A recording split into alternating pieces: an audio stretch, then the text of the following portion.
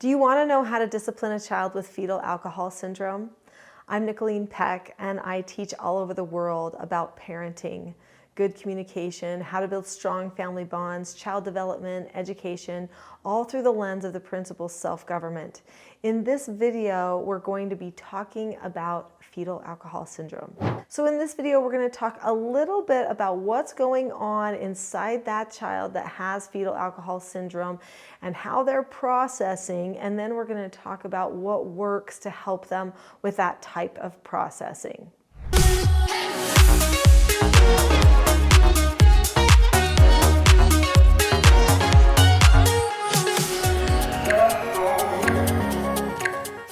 Not only did I raise my 4 children, but for many years, I brought troubled children into my home to raise them as well. And these children that were getting treatment, because I was a therapeutic treatment care parent, had a variety of different things that they were dealing with. Sometimes trauma, sometimes neurodiversities, cognitive function problems, things like ADHD, ASD, ODD, RAD, and also FAS, among other things. And oftentimes they would be diagnosed with fetal alcohol syndrome and ADHD, which sometimes just means they're not sure what is really can be attributed to that fetal alcohol syndrome or not. Because lots of times fetal alcohol syndrome actually looks like ADHD. It looks like I can't focus very well. It looks like I have a hard time sitting still. It can look like hyperactivity sometimes. But there's also other things that happen with fetal alcohol syndrome. Sometimes there's some birth defects that come from that, or there's, some parts of the body are developed, smaller, more slowly, those types of things. But also can be some cognitive function problems, which can be a problem. So oftentimes ADHD children can really process. Sometimes they overprocess. They're thinking about so many things all the time, or they're really going deep into one thing. Children with FAS oftentimes struggle with not being able to grasp stuff, not being able to process really well. It almost looks like really low IQ. Sometimes it actually is really low IQ. That can happen if a person has fetal alcohol syndrome. So how do you handle that? For many years, I worked with children who had neurodiversities, who were ADHD and FAS and OCDs.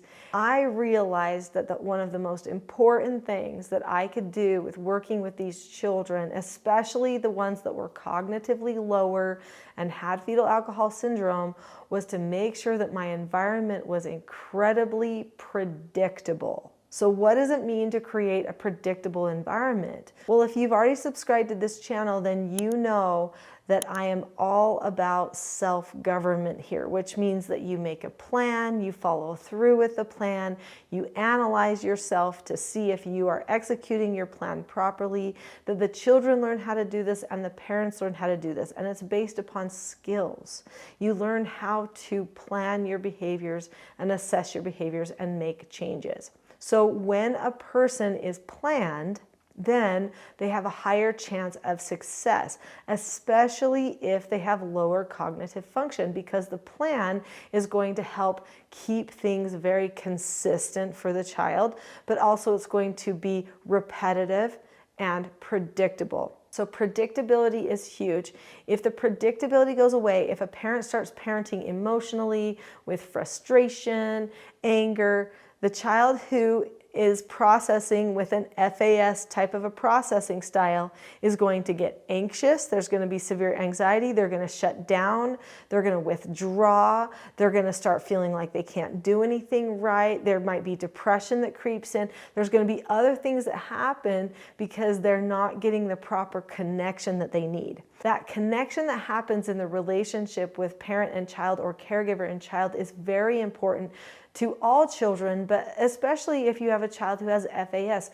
They need to know that that connection is really stable, really solid, because there's a lot of things that they're having a hard time grasping that are going on around them. And so it's the connection, that trust in the relationship, that really helps them thrive and get through that problem solving. You are going to have to be repetitive in your parenting. Whatever you do in your parenting, when you work with FAS kids, do not expect for something to be taught once and then always remembered. That's just not how it is.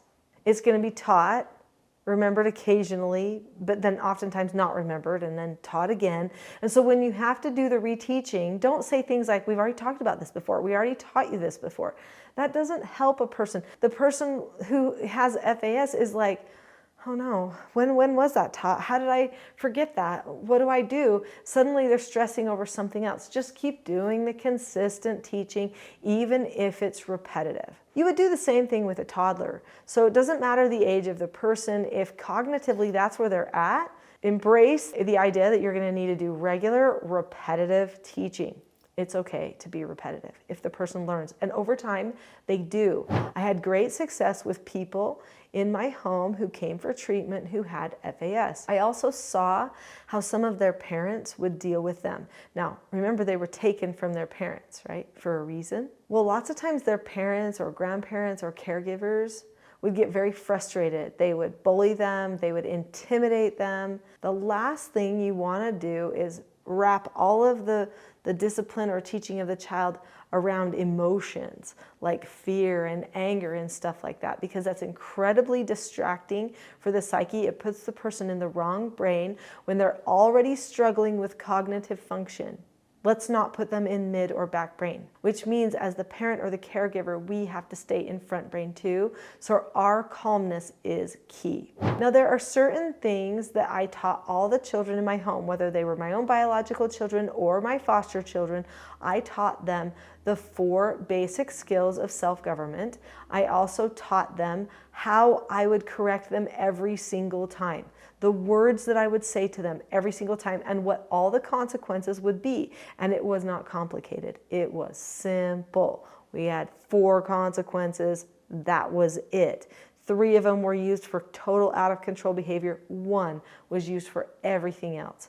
We kept it super simple. That 1 consequence was geared toward the character development of the child. We taught them how to disagree appropriately with us. I even spoon-fed the children the disagreements that would work for me so that they could learn to start thinking instead of reacting. Oftentimes, FAS kids have strong, intense reactions because they don't know how to handle their problems. They need skill development. This takes a lot of patience on everybody's part, but it's absolutely possible. If you are just now learning about teaching self-government, this is going to be life-changing to you. And I'm really excited for you to be here on this channel because there is a wealth of information here on this channel that can help you create predictable, planned parenting that you can confidently follow through with and that your children can feel liberated by learning too. They want their relationships to be good. They want the attachment to be good. They don't want to frustrate you, but they know that they do. So let's figure out a way for the full family to communicate better. There is a video that I recommend you watch after this one. It's a full-length class. It's called The Not-So-Known Secret for Parenting Success. After that full-length class, you'll probably want to watch another full-length class called The Expectation Trap versus the Cycle for Success. There are so many classes here on this channel. There's also a whole course, a TSG parenting course that you can access as well through my website, teachingselfgovernment.com. Get the help that you need so that you can create the predictable parenting environment that will decrease your stress and theirs too.